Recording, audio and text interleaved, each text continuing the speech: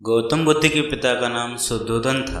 वे कपिलवस्तु के राजा थे। बात उस समय की है जब गौतम बुद्ध का जन्म भी नहीं हुआ था। राजा शुद्धोधन के कोई संतान न थी। इसी कारण संतान प्राप्ति की चाह में वे सदैव विचारमग्न रहते थे। संतान प्राप्ति की चाह में ही उन्होंने 2 विवाह किए थे। राजा शुद्धोधन की बड़ी रानी का नाम महामाया और छोटी का नाम प्रजापति था। धीरे धीरे समय व्यतीत हो रहा था। राजा शुद्धोधन अब अधेड़ अवस्था से वृद्धावस्था की ओर अग्रसर होने लगे थे। देवी देवताओं की पूजा अर्चना और दान पुण्य आदि करने के बाद भी उन्हें संतान का सुख न मिल सका। समय बीतने के साथ साथ राजा की तृष्णा भी बलवंती होती जा रही थी। ऐसा प्रतीत होता था जैसे भाग्य के देवता राजा शुद्धोधन से कुपित हो गए हैं। तभी तो उनकी श्रद्धा और निष्ठा भी कोई रंग न ला सकी थी। अब राजा की तृष्णा चिंता और गहन चिंता में बदलने लगी थी। राज्य में चारों ओर सुख शांति और समृद्धि थी, किंतु अपना उत्तराधिकारी न होने के कारण यह सब कुछ राजा को निरर्थक ही प्रतीत होता था। निसंतान होने का दुख राजा शुद्धोधन को ही नहीं, रानी महामाया और रानी प्रजापति को भी था। इस चिंता को दूर करने का उपाय किसी के हाथ में न था, अतः वे सभी मौन थे। एक समय की बात है कि रानी महामाया रात्रि काल में अपने इष्ट देव का स्मरण कर सैया पर लेट गईं। लेटते ही उनकी आंखें लग गईं और उनकी आंखों के सामने भिन्न भिन्न प्रकार के सुखद स्वप्न चित्र तैरने लगे। स्वप्नों का तांता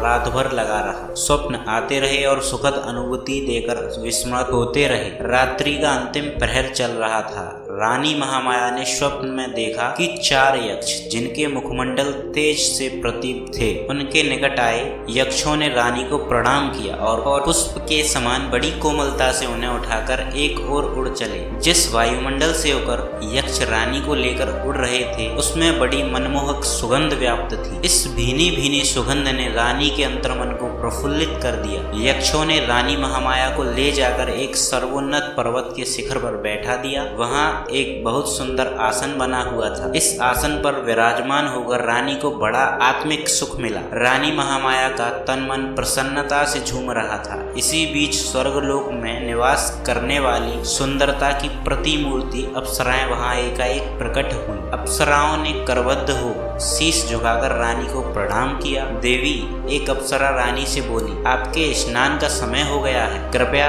स्नान के लिए प्रस्थान कीजिए। रानी कुछ न बोली, उठकर उनके साथ चल दी। अप्सराएं रानी को ले मंगल गीत गाती हुई एक सरोवर के पास पहुंची। सरोवर अत्यंत सुंदर था और उसमें श्वेत कमल पुष्प शोभायमान थे। अप्सराओं ने रानी को ले जाकर सरोवर के मध्य खड़ा कर दिया और मलमल कर स्नान कराने लगी। सरोवर का जल रानी के शरीर पर पड़ते ही उनकी काया कंचन जैसी हो गई। इस दिव्य जल के स्नान से रानी का शरीर भी अप्सराओं के समान ही सुंदर हो गया। रानी महामाया आश्चर्यचकित होकर रूप सौंदर्य को निहार रही थी। दिव्य जल से स्नान करने के बाद उनकी काया अत्यंत कमनीय और सुंदर हो गई थी। शरीर पर पड़ी हुई झुर्रियां भी पूरी तरह मिट चुकी थी। उन्हें ऐसा लगा था मानो उनका यौवन दिव्य रूप राशि के साथ पुनः लौट आया हो। उनका मन मुदित था। स्नान के बाद अप्सराओं ने रानी को अत्यंत सुंदर और बहुमूल्य वस्त्र पहनाए। भिन्न भिन्न प्रकार के आभूषणों से उनका श्रृंगार किया। इसके बाद अप्सराएं रानी को एक श्वेत मरमरी महल में ले गई। विभिन्न प्रकार से उनका स्वागत सत्कार किया गया। एक अप्सरा उनके हाथों में दिव्य सामग्री से भरा थाल लेकर प्रकट हुई। उस खाद्य सामग्री से स्वादिष्ट सुगंध उठ रही थी। उसने खाद्य सामग्री रानी के सामने प्रस्तुत की। जब रानी ने स्वाद चखा तो उनका तन मन आस्वादित हो उठा। दिव्य खाद्य सामग्री खिलाने के बाद अप्सराएं रानी महामाया को महल के एक दूसरे कक्ष में ले गई। उस कक्ष में एक पुष्प सेज सजी हुई थी। अप्सराओं के आग्रह पर रानी पुष्प सज्जित सेज पर विश्राम करने लगी। उस सेज के सामने ही रानी को एक स्वर्ण शैल और उस पर मंडराता हुआ हाथी अपने अत्यंत निकट प्रतीत हुआ। हाथी ने कमल पुष्प से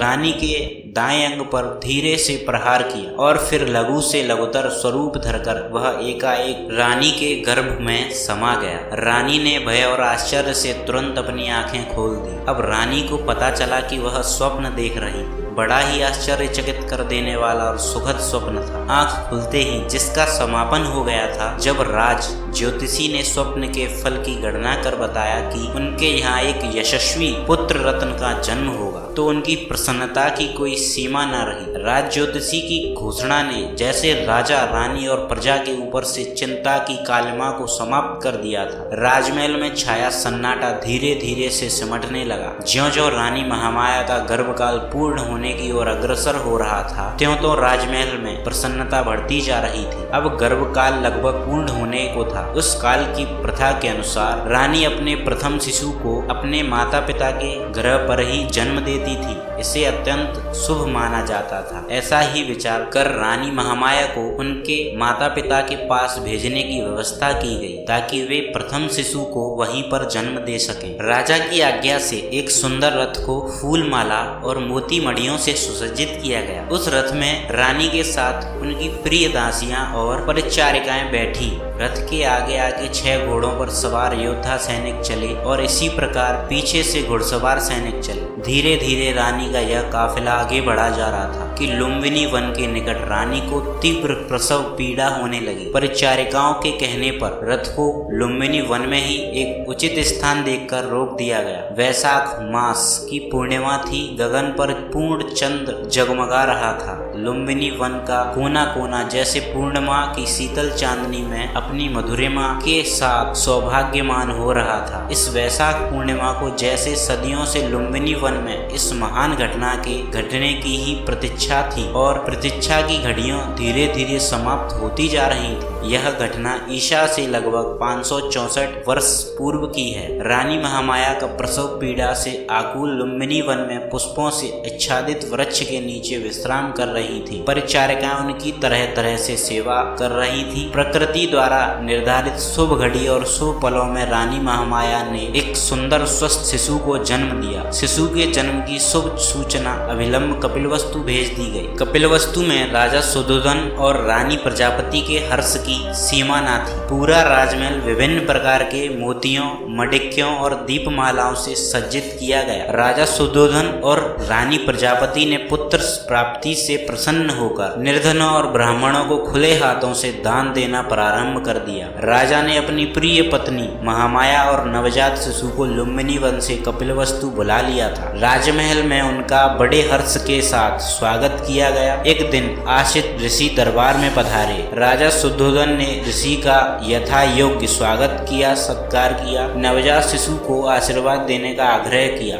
राजन असित ऋषि बोले, आपके पुत्र का भविष्य बड़ा उज्जवल प्रतीत होता है। आपकी कृपा का फल है ऋषिदेव। राजा सुद्धोधन सिर झुकाकर बोले, अब कृपया शिशु को अपना आशीर्वाद दीजिए। राजन, यह शिशु आगे चलकर आपके शाक्य वंश का नाम विश्व भर में फैला देगा, और किसी के आशीर्वाद की नहीं बल्कि संसार को इसके आशीर्वाद की आवश्यकता पड़ेगी। यह कहकर असित ऋषि ने शिशु के मस्तक पर हाथ रख दिया और वह चल दिए।